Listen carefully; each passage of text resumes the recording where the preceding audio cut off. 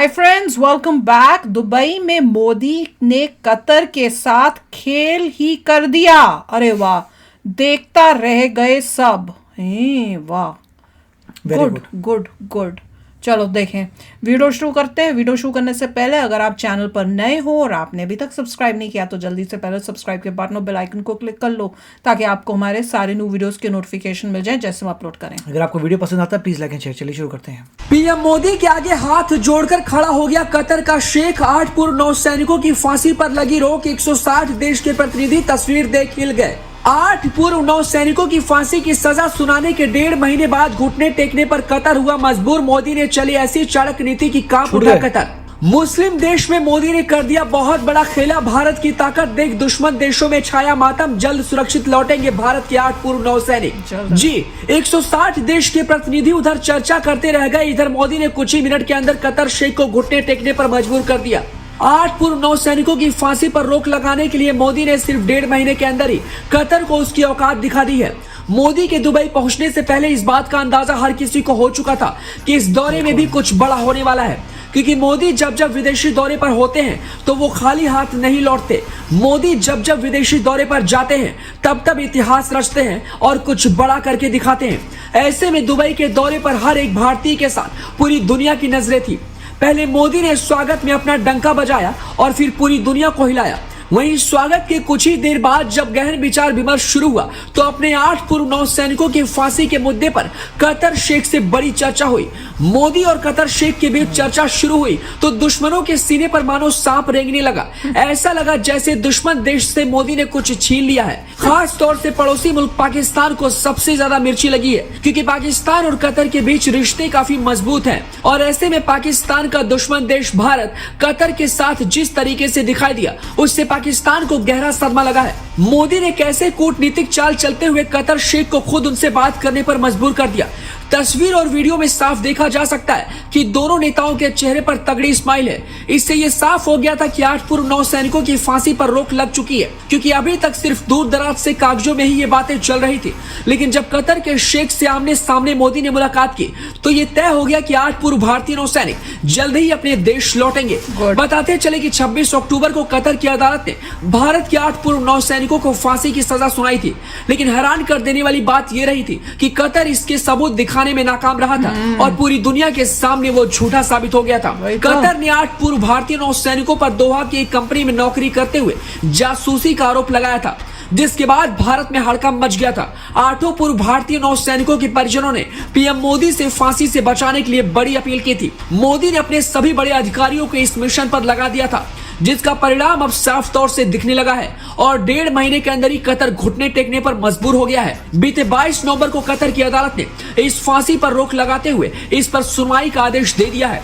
बताते चले कि कतर के कानून में फांसी की सजा सुनाने के बाद उस पर रोक लगाने का कोई प्रावधान नहीं है, लेकिन भारत से पंगा लेकर कतर को इस बात का डर सता रहा था और उसे पता था कि अगर भारत के 8 पूर्व नौसैनिकों को फांसी की सजा दी गई तो समझ लो भारत उसे किसी भी हाल में छोड़ेगा नहीं, क्योंकि भारत से जिस देश ने पंगा लिया है और वो कैसे बर्बाद हुआ है इसका इतिहास कतर को अच्छे से पता था। शायद यही एक डर था जिसकी वजह से कतर ने इन 8 पूर्व नौसैनिकों की फांसी पर रोक लगाकर सुनवाई करने का बड़ा आदेश दे दिया है। फिलहाल मोदी अपने मिशन में कामयाब हो गए हैं। मोदी का दुबई जाना 130 करोड़ देशवासियों के लिए ऐतिहासिक बन गया, क्योंकि मोदी ने उन वीर जवानों की जान बचाई है जो 130 करोड़ देशवासियों की रक्षा के खातिर बॉर्डर पर रहते हैं। कुल मिलाकर मोदी और कतर के शेख से हुई इस बातचीत से पूरी दुनिया हैरान है।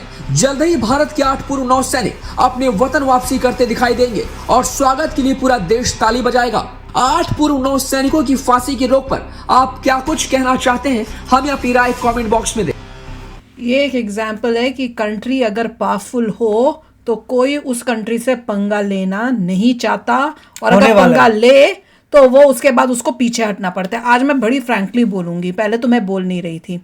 हो भी सकता है अगर समझो कि ये केस हो कि उन्होंने वाकई कुछ स्टेप से किया था और इनके पास सबूत था कतर के पास, पर ऐसा भी हो सकता है कि ये सबूत उनके पास थे, पर जब उनको रियलाइज हुआ कि इंडिया की गवर्नमेंट जो है वो एक्शन लेगी अगर उनके इंडियंस के साथ ये हुआ है, वो रिलेशनशिप्स नहीं बिगाड़ना चाहते अब इंडिया के साथ, तो अब वो पीछे हट रहे हैं। एक ये कहा, ये साइड भी हो सकती है स्टोरी की।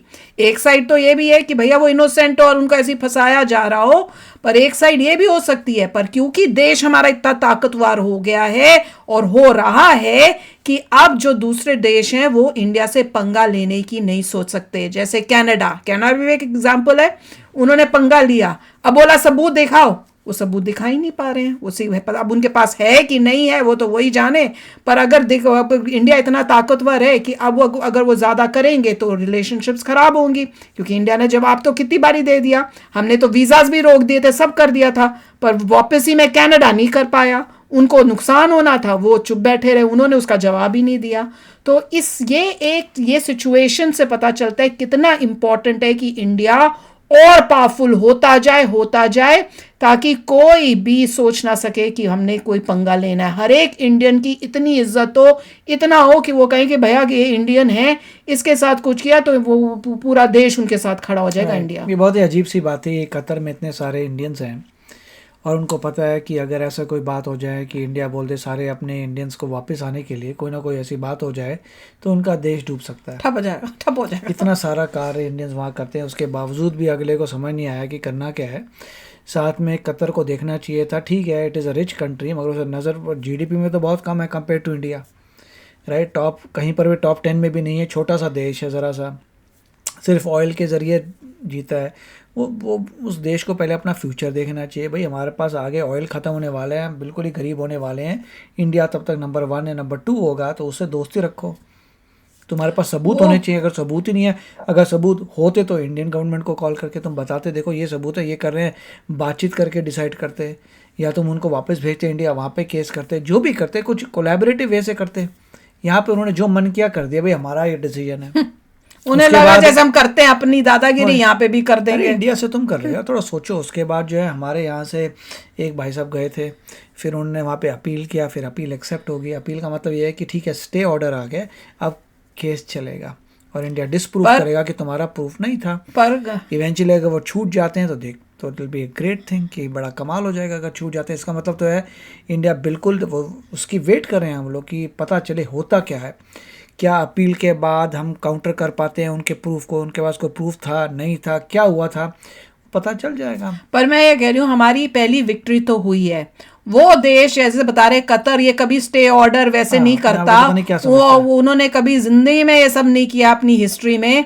इंडिया की वजह से उनको वो करना पड़ा, तो बहुत कुछ करना पड़ेगा लाइफ में।